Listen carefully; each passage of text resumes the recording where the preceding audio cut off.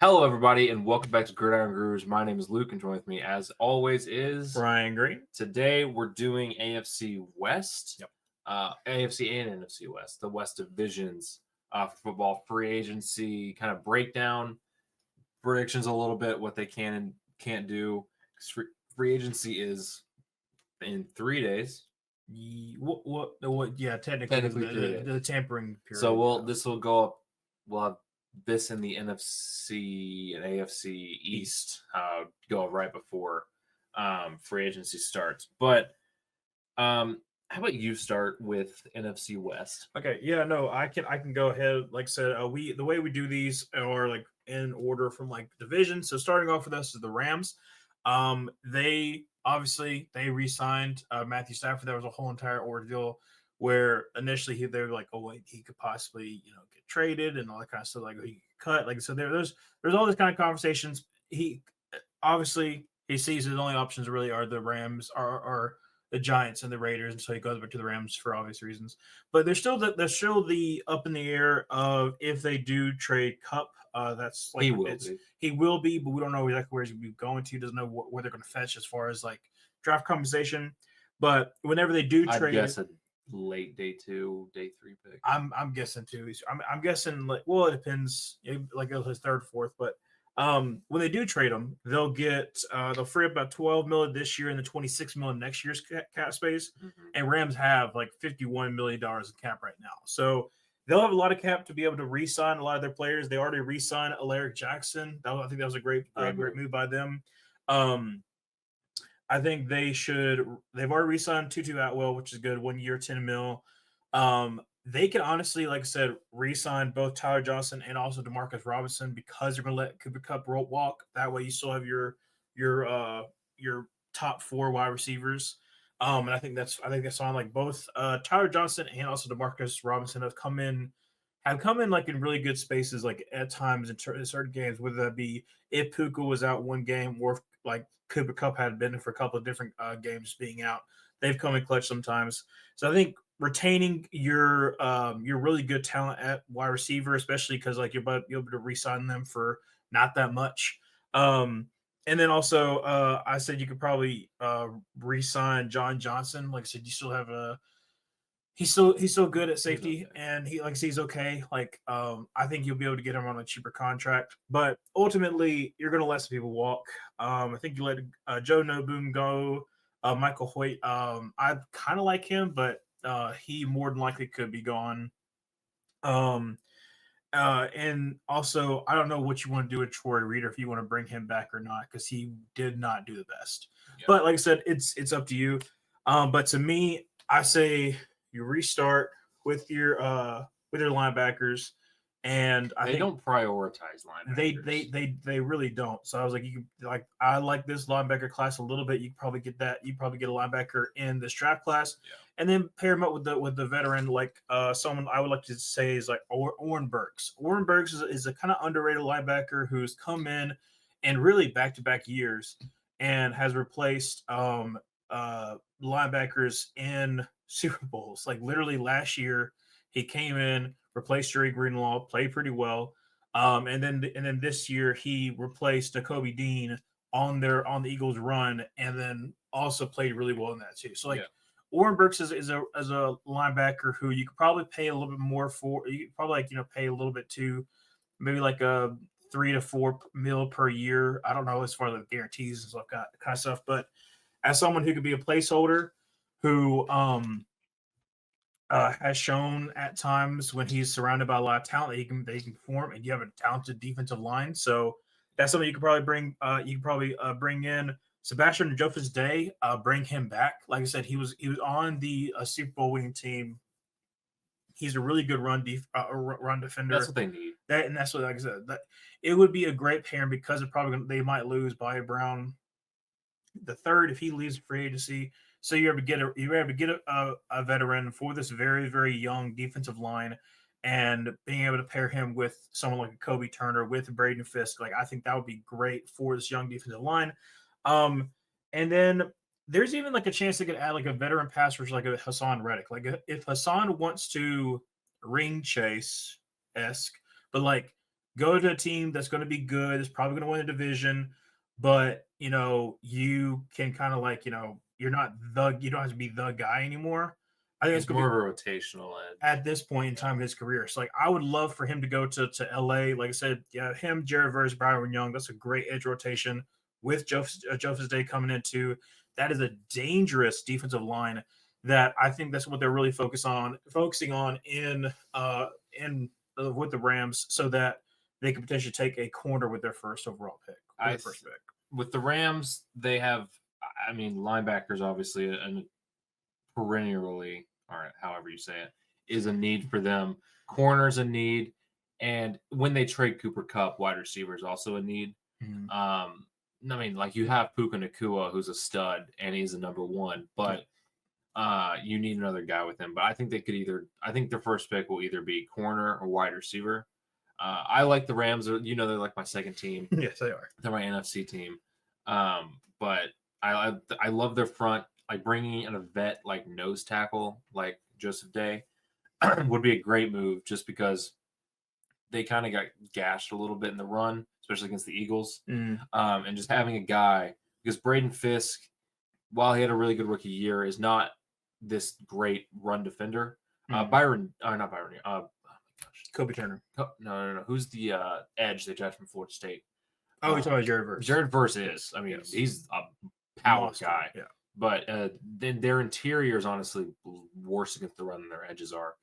So just bringing a guy like that, I think would be good. And then we'll see what they do against for linebacker. They don't seem to care about linebacker, but maybe after how bad their linebackers were last year, they'll put some investment in. I don't expect them to go get like a Dre Greenlaw. No. But someone like you just said, could be good. Or Chris Barnes, who played really well for the Cardinals, could be in the options too. Just like a cheaper linebacker that's going to get you your 80 tackles per year kind of thing, and just be solid. So I'm actually going to switch the order in which I'm going here. Oh, okay. So I am going to go mainly, and I'll explain in a second. I don't know if you've seen it yet. I'm going to switch, and I'm going to go with the Raiders first, because your next team and my next team happen to just make a trade. Yes. Geno Smith just got traded to the Raiders for a third-round pick. Yep. That is very. I'm actually glad you did that, because I was like, I don't know how I'm going to transition into the field. So I was like, well, this would be good because you got Seahawks next. I'll start with Raiders. So I'll talk about it just from my Raiders perspective. I didn't prepare for this. I had quarterback as their number one need. Obviously, that is gone now. Luckily, actually, I put 4 needs on there, so I can kind of just knock quarterback off. Yeah.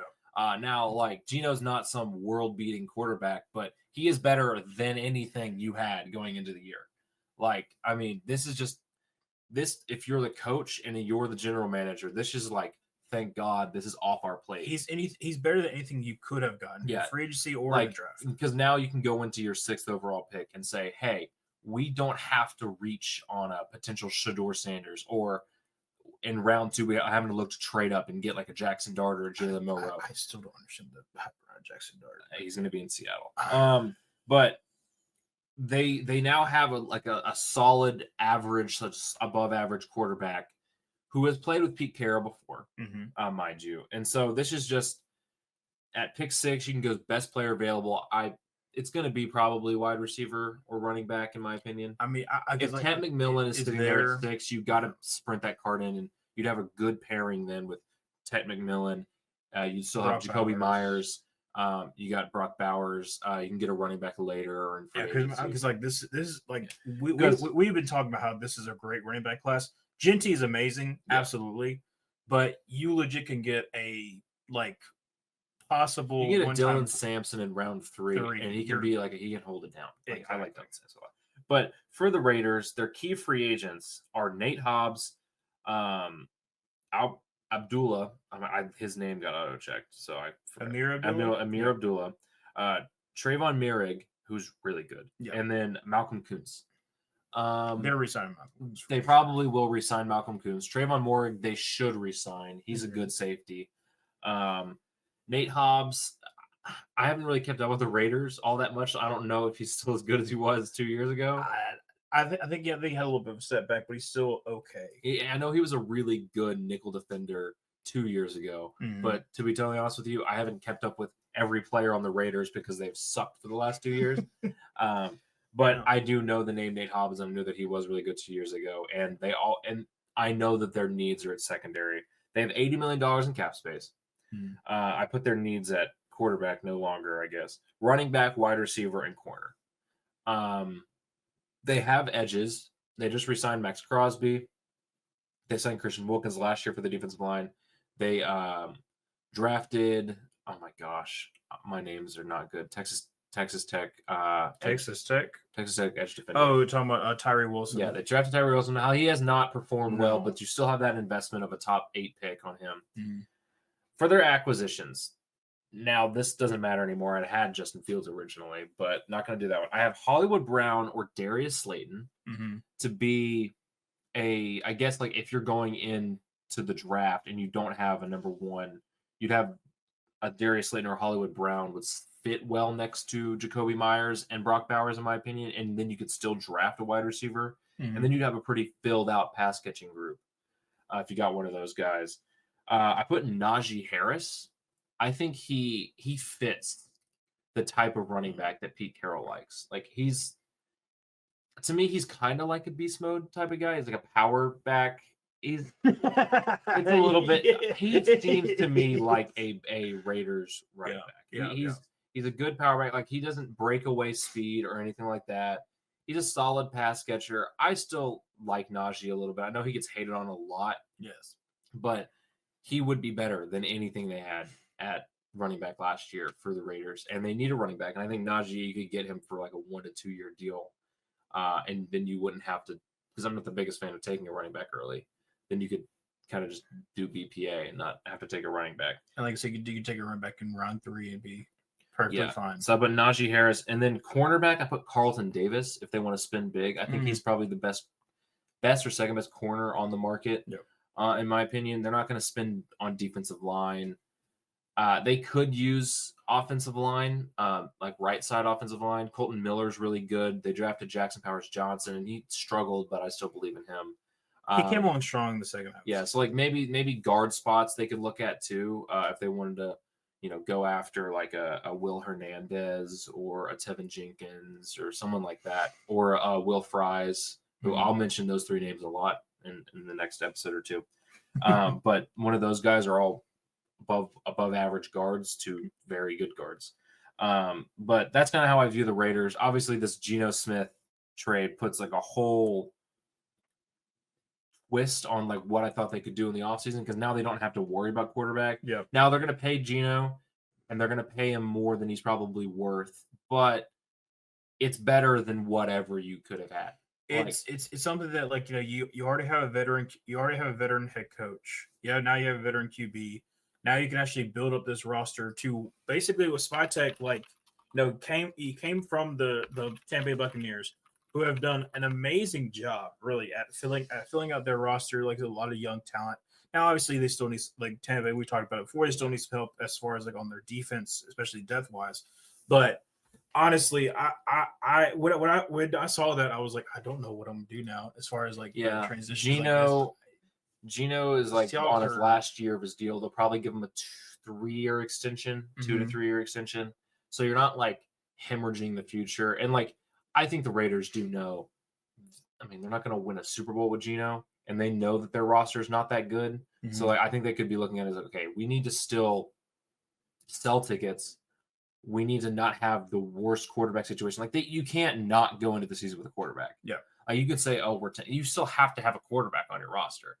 But like this allows you to kind of just refill your kind of like young players and get and backfill and actually get some like base in there, because like Max Crosby's getting older. A lot of your like players you drafted, Colton Miller's getting older. Like just kind of get some more young talent in there, because they didn't draft well for like a 4-year stretch, and that really set them because they had a lot of picks and they didn't draft well. They got like 2 really good players, and that was Max Crosby and that was Josh Jacobs. And they'll let Josh Jacobs go. Smartly, but still, they just need to draft well, and they'll be a team that like, probably is going to be sitting in the teens, like 10 to 16 range, if I had to guess. So like 8 to Mhm. 16 range. But now you're up Yes. with the team that just traded Geno Smith. So basically, let me just go through. So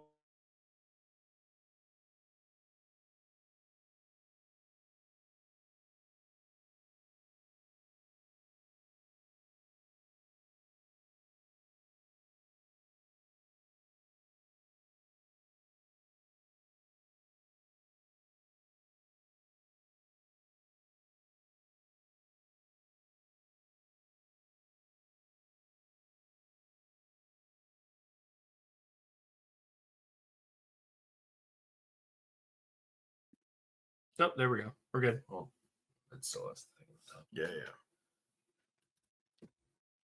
It's not red. That's good. I'll just edit this out. Okay. Just pull up something to make sure it works. Oh my goodness, you have so many. Yeah. I just want to clean them up. Okay. All right, we're fine. All right, so discussing the Seahawks, like I said, before they made all the different moves, they had negative cap space. They had to do a lot of different. They had to make a lot of different changes. Obviously, they've cut ties with a lot of like aging veterans, and to free some cap space. So right now, before they fix like the cap hit for Geno and also eventually the cap hit for DK, they had like 32 million. I was like, well, they can make some moves. But with Trey and Geno, you get up to about 63 mil. And then presumably they're able to trade DK as well, who DK being 28 years old is kind of weird to me. 27. Well, he's going to, like I say, he's going to be 28 Yeah. this year. That's kind of weird to me. But you trade DK, that gets you up to 74 mil. So now they desperately need. Not only do they desperately need offensive line, because I mean that was atrocious Right last side year. of their offense. Yes. Especially. They also need a quarterback And wide receiver. Like it's not. I'm not. I get it. I do. But it's still baffling. It's still baffling for the fact that okay, you could if everything is the same, you could have easily rebuilt your offensive line with this very talented offensive line class, get a good free agent, and you should be fine. But now I'm like, okay, well, they should let some of these people walk. Like I said, they should let Forsythe walk. They already let some of the other people that I said they're going to walk. They need to re-sign Ernest Jones Jr. Or not Ernest Jones, linebacker, and also Laken Tomlinson. Like I said, at least some of the good players that you have as free agents, you need to re-sign them back with all the money that you have. But now you got to go after quarterback. So, like, I mean, you could go after Sam Darnold, but like, is that going to be your guy? I literally I'm so confused because like Mike McDonald could literally just be like, okay, well, we're gonna just take a veteran option, cheap veteran option, and then just kind of fill out our roster even more. But what I could think, maybe they love Jalen Milroe or Jackson Dart. Mm-hmm. I would guess Jackson Dart. Maybe they take him at what they pick 18, something like that. Pick 18, or like if they love Jalen Milroe because I know that he, Mike McDonald comes from the Ravens. Views him as maybe like a Lamar Jackson type. He's not that type of player. No. He's mobile like that, but he's a different type of mobile. He's more run you over and run away from you than kind of a juke you out Lamar Jackson type. Yeah. Like maybe they just love one of those quarterbacks. And they're like, okay, well, we're gonna. I still don't understand. You know what it is? You know what it is. I mean, maybe they're going to use this money that they free up from Geno to sign DK, but now DK's like, okay, you sign me, but I don't have a quarterback. Yeah. And honestly, like I said, whatever they get with DK, because like they're setting the price high right now. Like the first and the third, I told you that like they could legitimately probably get a second and a fourth, but you're not getting the first and the third for DK. You're not getting first and third. Who you're like you're gonna have to pay like an exorbitant amount to that you don't really like I said. I don't understand this. For some fans, are just like, no, he's gonna be good. Like, no, okay, well, you not only did you spend draft capital that you could desperately need, like a first and a third, that's 2 starters. You're also paying him an exorbitant amount of money for someone who's not always a number one wide receiver. He never developed his hands the way he needed to. No, and so like and also AJ Brown plays like the way DK Metcalf should play. Yes, and AJ Brown is the wide receiver that a lot of people believe that DK is, because you have a lot of people who still believe that DK is. He plays like a 5'10" receiver and a 6'4" body. Yeah, like he wants like.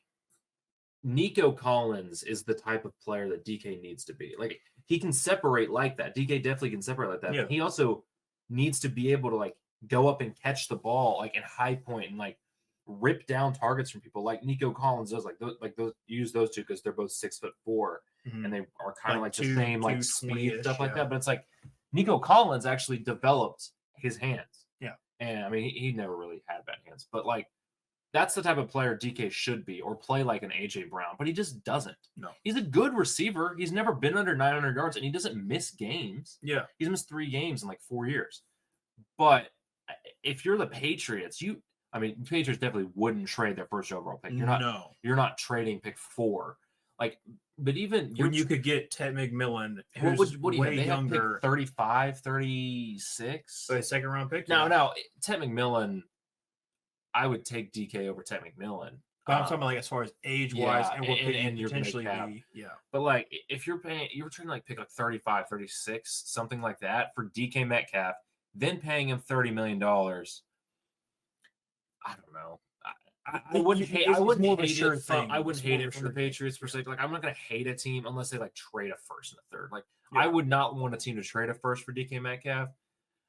If you're a team that's sitting in the 40s with a second round pick, sure, I'm fine with it because you're not going to get a player like DK in there. I know you're going to pay him a lot of money, but if you're a team that desperately needs a wide receiver and you're okay with letting go of a second round pick, I would be somewhat okay with trading for DK Metcalf just because he is better than probably any receiver is going to be next year from this draft. Mm-hmm.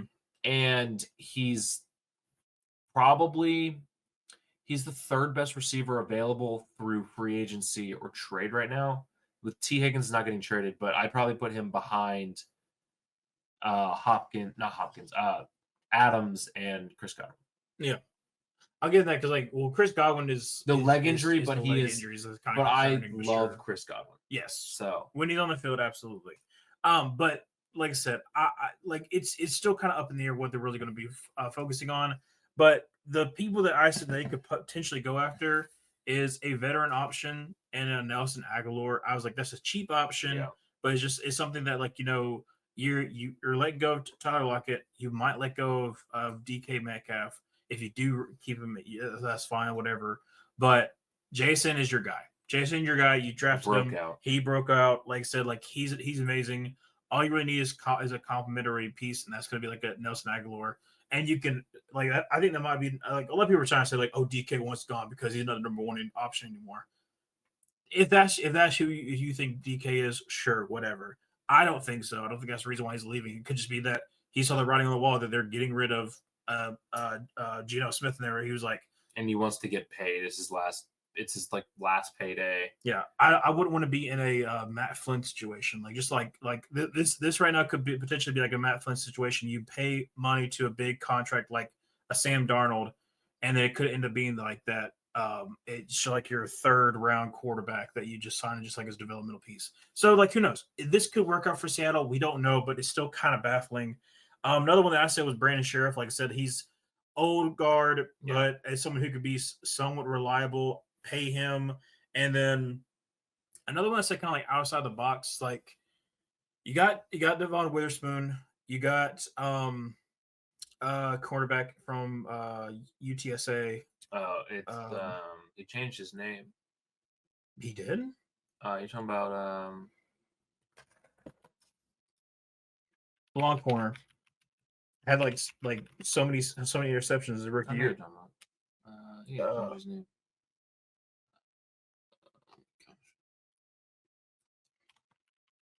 Keep talking. Yeah, I'm trying to think of his name for some reason. But anyways, I said there's a possibility that they could trade for Greg Newsome, mainly because of the fact that Tariq Woolen. He changed his name to Reek Woolen. Okay.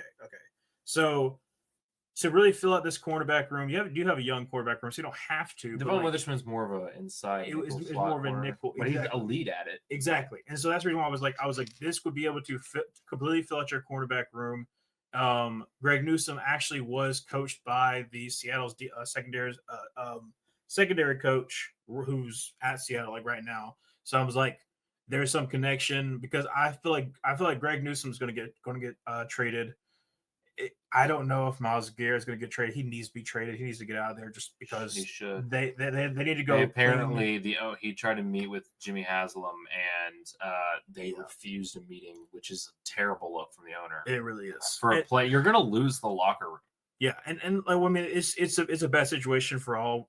We've already talked about the Browns, but I don't want the NFL to be the NBA where like a player just requests a trade and they go wherever. But like some of these players, it's like, okay, one, because NFL players have a shorter shelf life than NBA players do. And also it's like a player like Myles Garrett, first round picks, second round pick, third round picks matter so much more in the NFL. Where it's like, if you got to realize if you're going to be a terrible team like the Browns, there's no point. Like, I know you're like, oh, well, he's going to sell jerseys. He's a fan. We want him to retire a Brown. Why? Like, you can get multiple firsts for a guy like Myles Garrett. You suck. Do you know another reason why? It's because Andrew Berry knows that he's gone. Like legitimately, if you trade away Myles Garrett, you will always be known as the person that traded for Deshaun Watson and traded away Myles Garrett. Yeah. So I think you can at least recoup. I know it's like and GMs and coaches are always thinking, oh, we got to save our job. So they don't think like some fans or our people do online or whatever about like this is what they should do because they're always thinking about their jobs. But it's just, I don't know. We're not talking about the Browns. We talk about the Seahawks, and we've already talked all that we can about the Seahawks, honestly, because like they're in an interesting stage. They're coming off of a 10-7 season. They could do a lot of things in the draft. And at the end of the day, I'm really interested to see what they're going to do in free agency because I literally have no idea now. I thought I had an idea. I was like, they could just like, put some pieces here and there, get ready for the draft. But now I literally don't know. Well, I'm up now with the Chargers, who have $90 million in cap space. Yes. Their key free agents are Bradley Bozeman. They're not bringing him back.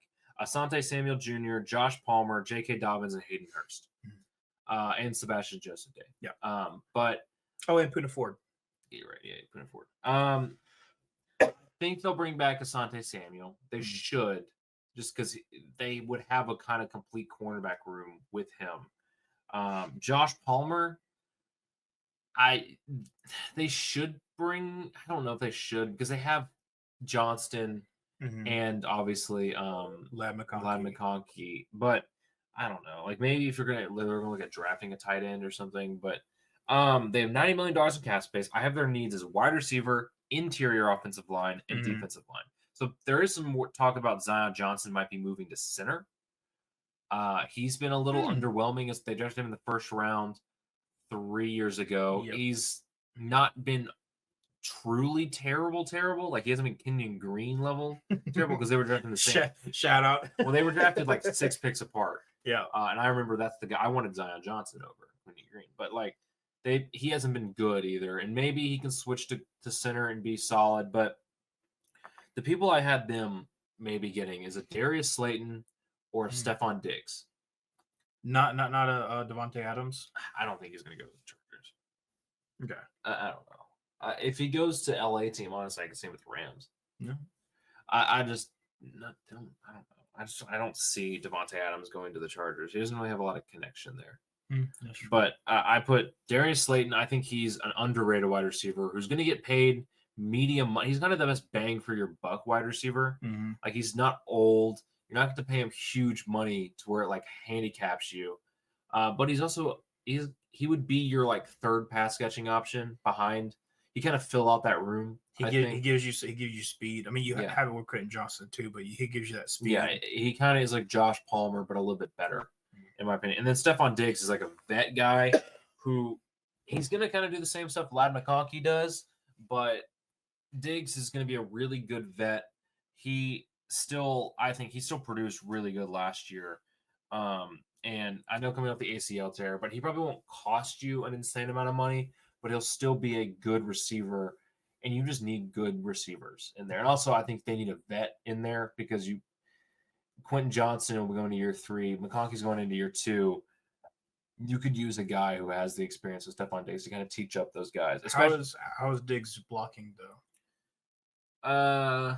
He wasn't terrible in Houston. I mean, we'll have to see coming off the ACL tear too. I don't know. And then interior offensive line, I put Mekhi Becton and Will Hernandez. So Mekhi Becton, because he just mauls people. Yeah, he's a mauler. They want to run the ball at the Chargers. He would be a perfect fit at right guard because he was such a good run blocker there at the Eagles. Will Hernandez was a very underrated guard last year. He graded out as like a top 25, 22 guard for PFF. Solid in pass pro, good in run blocking. I think he would be – Mekhi Becton would cost more. Will Hernandez probably wouldn't cost as much. And so, like, if they want to really upgrade that interior offensive line, they need to because they have the tackles. I mean, the tackles are maybe the best tackle duo in the NFL outside of the Eagles. I mean, really, Joe Alt is going to be. Like you said, I would say definitely for the future, but I'll say not yet. Besides the Eagles, because I would say also like I also like really Taylor Decker with Penei Sewell. Yeah, that's a good one too. Yeah. But like that is you've got 2 guys who are all pro level tackles in my opinion, or will be. And if you can just get good interior play, I mean, imagine Mekhi Becton next to Joe Alt. Running to the right side of the if you got like a good run blocking tight end too in there, good luck. I have no, I didn't even mention the free agents. They'll re-sign J.K. Dobbins too, by the way. He will get re-signed. And then for defensive line, they have a lot of money, and you're going to hear me mention these 2 names a lot because they're the best 2 free agents at their position.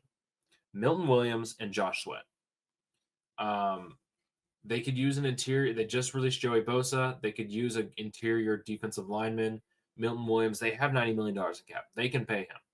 And he was really good last year for the Eagles, especially in like the final 2 games of the season. I think Milton Williams is going to be a very high quality starting defensive tackle. And Josh Sweat, he doesn't stop the run to the level I think a Jim Harbaugh team would want, but they're going to need juice because they're also Khalil Mack is a free agent for them too. And I don't think they'll bring him back, but like they're going to need edge rusher. And Josh Sweat, they could also pay him pretty handsomely and he wouldn't have to go to like a bad team. They could also be a trade destination for Trey Hendrickson, in my opinion. But I don't know. That's kind of what I have for Chargers. Like I said, I like Milton Williams as far as like his pass rush ability, but his run defense is absolutely atrocious. That's one thing that I'm like. A lot of people have been trying to say like him coming to the Panthers, and like I even did a video talking about what the Panthers should do on the offseason. I think that he is going to be overpaid, but he will still be a good pass rushing defensive tackle, and that's valuable though. Yes, exactly. So moving on to the Cardinals, who are a little bit scrappy team. We talked about it in the offseason. We thought they were really scrappy, and like I said, they made strides. They have $77.9 million in cap space. They have a lot that they could potentially do. I think they're going to re-sign Will Hernandez. I mean, I don't know why you wouldn't. I mean, he's absolutely outstanding. So I would say you re-sign Will Hernandez. You can keep Kelvin Beachum around. Like he's been a really good tackle. He's old too. He's like 33, I believe. He's pretty old. But I like Chris Barnes. I would say keep him and also Baron Browning. You traded for Baron Browning from the Broncos, so keep him around. And then Chris Barnes, you could sign him instead of Kaiser White, because I think Kaiser White might be paid a little bit more and get basically the same as their kind of production. I said like basically all the other front 7 players you can just let go. Like you just need to overhaul front 7 whatsoever, like anything whatsoever. But on the back of what you kind of said, there are 2 players, both from the Eagles that you just mentioned, that are perfect candidates for the Cardinals because the fact that they worked with Gannon. Obviously, Josh Sweat, I think that's the biggest one that I have been pushing harder for him to go to Arizona. I think that's going to be great for them as far as like getting a pass rusher on the other side of Zaven Collins. Initially, I was going to go more of an Osa Digazua before he got re-signed to the Cowboys because he has a better run defense than Milton Williams. But if you're looking for somebody who's going to get pass rush and you're going to focus up on, you have I think the 16th or 17th pick. If you take someone like a Kenneth Grant and you put him next to Milton Williams, then I would love that. Yeah. Because Kenneth Grant, absolutely outstanding run defensive, defense nose tackle / defensive more defense of a pocket tackle. pusher than a pass rusher. Exactly. And like I said, then you would be able to run stunts off of him with Milton Williams. So Milton Williams is really, really fast. Like I said, he's undersized too, so that's the reason why he has really good lateral speed. He just can't handle double teams at all. Him being he's 6'2", 286 or something like that. Like he's a kind of smaller defense tackle. But so those two absolutely studs on the defensive line that you could also replenish in the draft because this is a really great defensive line class. And then lastly, someone to complement, like I said, you're letting go of Zay Jones. You have as Mark Hunter Jr. You have your tight end Max Williams. I mean, you have Trey McBride. Sorry, I don't know if I said Max Williams. The other one, but you have two weapons.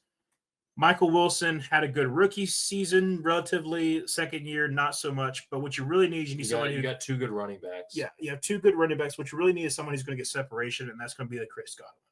I would love Chris Godwin to go to the Cardinals.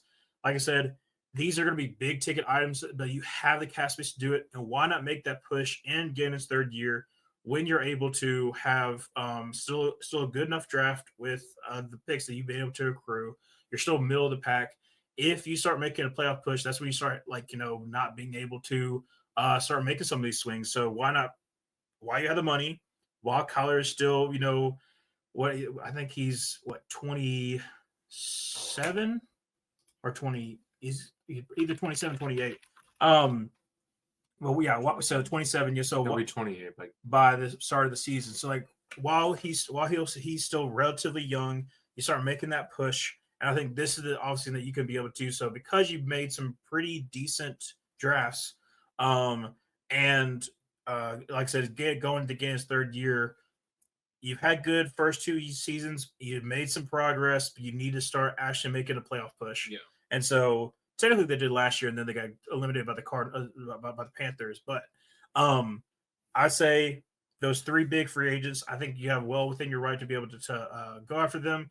There's a lot of hype around I'm trying to think of the guys off the names of the offense coordinator. He started getting some looks. Like he might be gone next year, but he has some potential as well.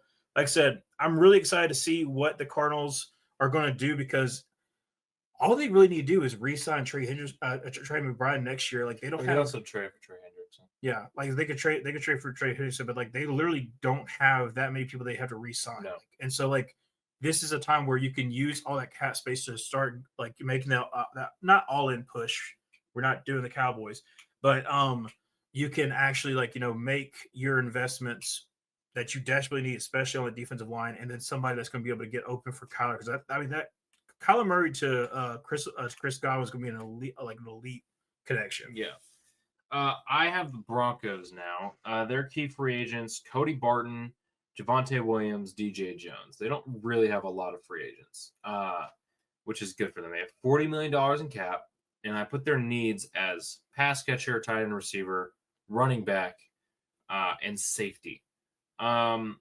So a guy that was released yesterday, I know he's not the prototypical tight end that Sean Payton loves, but Evan Ingram. He's a good pass catching, he's not a great blocker, obviously, but you can do a lot of stuff with Evan Ingram, and you wouldn't have to be paying him what the Jags were paying him. I think that could be a solid get because then you're not forced to take a tight end in the rounds 1 or 2, which I think you kind of need to right now. But then I also put Chris Godwin or Devontae Adams. You like Devontae Adams? Him and Sutton with also Marvin Mims. That's like Devontae Adams and Chris Godwin. I think are both kind of like that receiver that complement Courtland Sutton very well. They both get separation. Devontae Adams is still one of the best route runners in the NFL. Yeah. I just getting a vet wide receiver too. I know Courtland Sutton's a vet, but getting another wide receiver, you can honestly get Evan Ingram and then still get one of those wide receivers. Just upgrading the pass catching room, which I know they're going to do in the draft as well, but just upgrading that room for Bo Nix because you have the offensive line. you have the defense. Just get some better pass catchers, and then hope that Bo Nix progresses into year 2, and you have a great play caller. And the division's not open, obviously, because you got the Chiefs there, but you could maybe win the division if you upgraded the pass catchers enough. Mm-hmm. And then for running back, I put J.K. Dobbins or Najee Harris. If they just I would prefer J.K. Dobbins. I know he's not healthy. I think they'll also draft a running back, but if they want to steal him from the Chargers, he has that breakaway speed. When he's healthy, he was actually really good last year. And Najee Harris also doesn't. You sign him to a short deal, he doesn't restrict you from also drafting a running back, but he's still a quality back, and he's better than Javonte Williams. And what else you had back there? And then for safety, I put Javon Holland or Justin Reed. Like, they have the cornerbacks. Yeah. And maybe they could use another cornerback, but they'll probably get one later on. Yeah, but if you got a Javon Holland or a Justin Reed, I think this defense would go to also another level. Mm-hmm. Like, Javon Holland is and Justin Reed are both two of the most versatile safeties, and you can do a lot. Like, they can both play over the top. Mm-hmm. They're good tacklers. They're just very versatile, which allows you to do a lot of different things, which this Broncos team, you don't have to worry about one side of the field. You have the best defensive back in football, and you do not have to worry about an entire side of the field, which is just such a blessing if you're a defense coordinator, where then it's like, okay, well, then let's put a Justin Reed or Javon Holland back here on the other side, and they can help lock up this other side of the field. And we have a good pass rush. And I'm just saying that would be, if you added one of those guys to that secondary, that defense. The defense was good last year, and we know that, and go to a whole nother level. Yeah, and the other reason why I like Javon Holland there too is because he would reunite with PJ Locke, who both of them were at the Dolphins. I would prefer Javon Holland to Justin Reed, but I think they're both. They've played Justin Reed 8 times in the last 4 years, so they're very familiar with him. But also the other thing too. So not only was PJ Locke teammates with him at the Dolphins, he goes to the Broncos, does amazing there. But the old DB coach for the Dolphins also is one that's at the Broncos too. So there's 2 connections there. That's been at first I was like, oh, he's definitely going to go to the Broncos.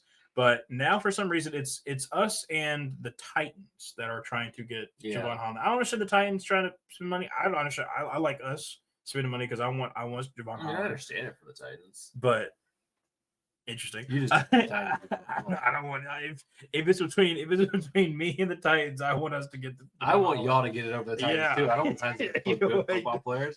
Javon Holland. Now you're up with the 49ers. Yes. Okay. So 49ers are also kind of okay. Here's the thing. We knew as soon as we drafted Ricky Pearsall that one of them was they both might be gone. They're both, but that's what I'm about to transition to. We knew that one of them was going to be gone. We thought one of them was going to be gone last year. Didn't happen. But now they traded Deebo Samuel. Like I said, good for Washington. We'll talk about them in the next podcast episode. But don't know what's going to like how much you're going to get for Brandon Ayuk if you trade him. You just signed him, so there's some stipulation there. But I like Ricky Pearsall. I liked him coming out, so I think you're fine. But you're eventually going to have to pay Brock Purdy. Right now, you have about $34 million cap. You still have a lot of needs. I think that you're still going to try to re-sign some people. Like I said, I think that you should definitely try to re-sign, if you can, Aaron Banks. He was a really good guard. They're probably going to have to let him walk because they can't be able to afford him. They're not going to be able to afford Dre Greenlaw, which is, like I said, you still got Fred Warner, so that's still fine, but you don't have that running mate. So hopefully, you can either find one in the draft or maybe someone that they've been developing for a while and they're fine with Dre Greenlaw being gone. Obviously, Charvarius Ward's gone. He's already said it before. He's gone. All the things it's not a thing against the 49ers. No, it's not. It's just everything else. Yeah. Hufanga's probably gone, but he, like I said, maybe. And you also are losing Deshaun Gibson. Now, Deshaun Gibson's old head safety, but he has been on one of the better, the best defenses in the last 15-ish years. He's been on most of them. This is just he's just a solid safety. He knows where to go. Exactly.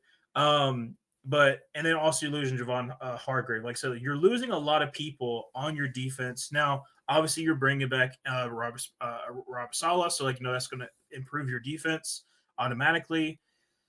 But I don't know what they're going to be investing in. They really have to focus on their draft because like they're having to pay a lot of these people. You can't make these big time splashy moves in free agency because of this because you're going to have to pay Brock Purdy. How much you're going to pay Brock Purdy?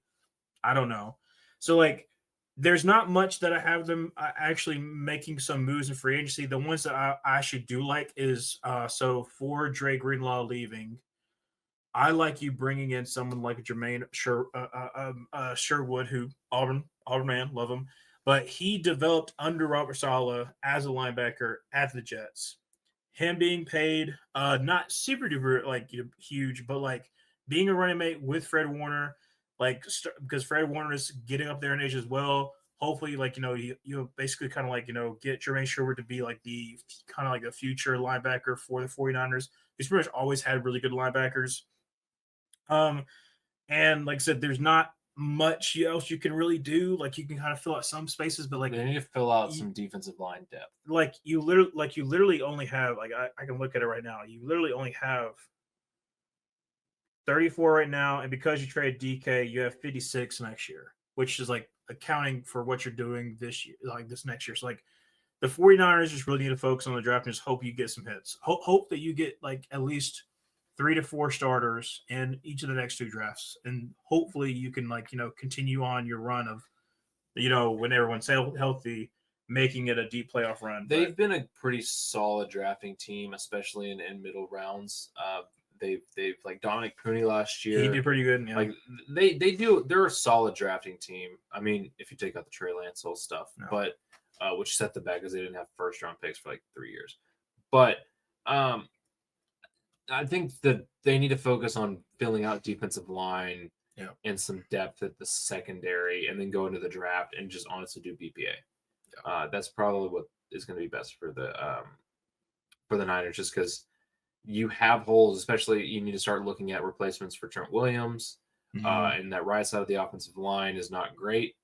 But we'll see. I mean, they can get more draft capital if they trade Ayuk, maybe. I don't know. We'll see. The 49ers, their Super Bowl window's closed, but I feel pretty comfortable saying that.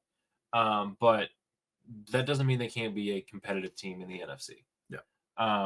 So then I have the Chiefs now, the Super Bowl runner-ups. Mm-hmm. They have currently -$3 million in cap space, but easily changed. They can restructure Mahomes and get like $30 million, like that. They obviously just traded Joe Thuney, which is a little surprising. Just means that they're going to re-sign Trey Smith, which I like it, because it's like, okay, you're keeping the younger guy who might not be as good, but he's younger and he's going to play for much. And you get like a 4th round pick, so like maybe you get a quality player from that. But that's fourth round is kind of where it starts getting to crapshoots. I guess they might think they'll probably move Sam Matea in to guard. So for the Chiefs, though, they have a lot of good players in free agency. Yeah. I mean, no shocker, they've been in the Super Bowl like 4 of the last 5 years. You got Justin Reed, Nick Bolton, Hollywood Brown, Charles Omenihu, Kareem Hunt, Josh Uche, and DeAndre Hopkins. Yeah. So I think they'll bring back Nick Bolton. I don't think they'll bring back Justin Reed, Hollywood Brown, Omenihu, Uche. Maybe you get D-Hop back. I think he might re-sign. I don't know where else D-Hop's going to go. I don't know either. And he's not going to demand like a huge deal. And I don't know. I think D-Hop also might be back. Omenihu, I think, could potentially be back. He's a solid depth piece. Kareem Hunt, maybe. A lot of these guys are just like, I don't know. It's hard to predict. It depends on their like, oh, well, we can just because Kareem Hunt still showed last year he has juice. Yeah. Like, he still could be a quality, but like, especially because also they're gonna have Pacheco for the whole season, you'd hope. So like maybe you don't bring Kareem Hunt back, but then It's like their needs I put were offensive tackle desperately. Like you have to sign at least somebody. Or just hope that Donovan Smith comes back healthy. That's all you got offensive tackle, defensive line, mainly like depth and like kind of like quality players around some of the guys you already have on the defensive line, and then defensive back. So for offensive tackle, I put Ronnie Stanley if he wants to potentially. I know ring chase because he's on the Ravens, but like maybe if he's like, okay, I'll take a little bit less and get like a longer term deal for maybe the Chiefs, but take a little bit less money for have a good chance for a ring. Like Ronnie Stanley would be an upgrade of whatever they had at left tackle. So put Cam Robinson and Tyron Smith. We haven't mentioned Tyron Smith yet on this podcast, but he's an older guy who I put him for the Chiefs because he's going to want a ring. He's going to sign with a team that has a chance to win a ring. I actually did have Tyron Smith going to the Chiefs, so yeah. Yeah, but like he's still got some quality play left. Like he wasn't terrible for the Jets. I mean, he wasn't good, but like you also have Mahomes versus the mobility that so it's like, okay, Tyron Smith has been one of the best left tackles we've had in the NFL. And maybe he still has some juice left. You sign him on a 1-year deal. Let's see. And that doesn't restrict you from drafting a tackle in round 1 because I think they're going to do that anyway. But I put those 3 guys. Like Cam Robinson, he's not super old. He's a solid enough offensive tackle where I think you can also kick him inside a little bit, where he doesn't restrict you either from drafting a tackle. I think they're going to draft a tackle no matter what or who they sign. And develop them. So we'll see from that. Defensive line, I put Sheldon Rankins. He's a solid. I know him from Houston. He's a solid defensive tackle. He was solid on the Bengals. I mean, the Bengals' whole defense was terrible last year, but Sheldon Rankins is a solid defensive tackle who could fill in that depth on their defensive interior because they're going to lose probably Derek Nottie. They're losing Charles Omenihu. I don't know. I think Sheldon Rankins will be a quality guy next to Chris Jones. And then defensive back, I put Stephon Gilmore. Okay. If you wanted to get a guy who still has some play left and he wants to get a ring. And then I put Asante Samuel Jr. In division. Beings is stolen. Ooh. In division, you steal him from the Chargers. He'd be a great cornerback too. And like maybe you find enough money to pay him and Nick Bolton. I don't know. I feel like you have to sign somebody in the secondary if you're going to lose Justin Reed. Well, they like I said, I think that's the reason why they got. And Samuel's still young too. Yeah, I think that's the reason why they got Jaden Hicks. Like I absolutely love Jaden Hicks coming out of Washington State. It's like he's presumed to be the replacement for Justin Reed, but is he going to be as good? Probably not right now. Maybe eventually, but yeah, I think, like I said, I think we both think the Chiefs are still going to be the Chiefs. Like I said, all you're going to be like absolutely like. This might be more. I think this year for the Chiefs is going to be a kind of retooling year. Yeah, they're still probably going to win the division. They're going to win 10 games. Yeah, I think this might be the year they don't make the Super Bowl. I think this might be the year they don't make it to the conference. Because next year they'll have more cap too because Kelsey will retire, and they'll just.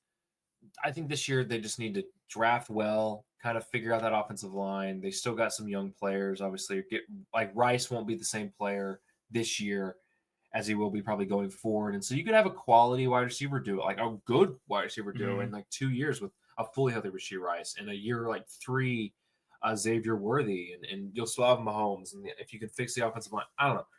I think this might be kind of a little bit of a. I'm never going to call the Chiefs not a contender. No. Never going to say they're not a contender, but I view this more of like a retooling year for the Chiefs, where they've not had this many key free agents hit at the same time as they will this year. Like this is a lot of this could be the Patriots 2006, like where they're like still retooling from like their Super Bowl runs. They're hoping that they can restock some of their talent, and then eventually the next year they'll just sign some wide receivers. They might just get T. Higgins, who knows. Anyways, I think, like I said, I think we've kind of gone over the West. The West is a very interesting division. The next one we're talking about is the East. Like there's so much stuff that's up in the air for especially somebody like the Commanders. We're talking about the Patriots have a lot of cap. They're probably be like very, very involved in free agency. Hopefully, they don't do what they did last time when they were very involved in free agency and just not sign good players. I mean, they got mid players. I mean, they got Hunter Henry, so there's that. But overall, I think the West is going to be two very, very competitive divisions because I think that, like we said, I think the Kansas City is going to might take a step back.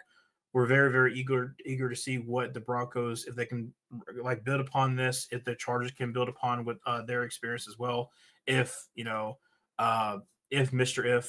Justin Herbert can actually perform in the playoffs. So, like I said, it's very interesting divisions for sure. Anything else you want to say about the West? Not really, but these are both very. All these teams have kind of cap space. I mean, the Chiefs don't, but they can get it. So I don't know. There's a lot of good free agents out of this division. I'll say that. There's a lot of players that are coming out of these divisions.